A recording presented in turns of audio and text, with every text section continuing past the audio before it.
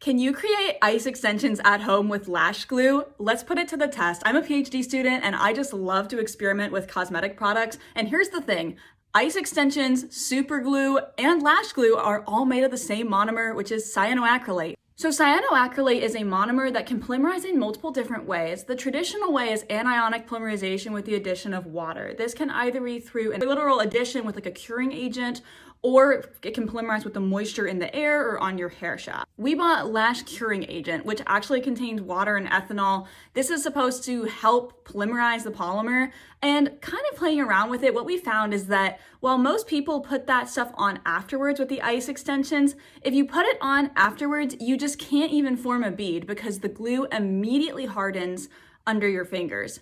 If you put it first, however, though, it makes it really slippery and it seems like it interacts with the bond. I believe that what might be happening is that the polymer is forming on itself and not actually to the hair. Another method with cyanoacrylates and hair extensions that you'll see is where they comb the hair up and then cure it with a UV light. This is actually the same monomer, same polymer product, but they're using a stabilizer to prevent against that immediate anionic polymerization and instead using the UV light to radically polymerize it under your own control.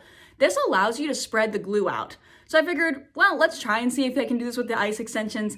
It was an utter failure. Again, if you put the glue first, it immediately is just a huge mess. And if you do it afterwards, if you put the curing agent on first, then again, it just doesn't really polymerize the way that you want it to.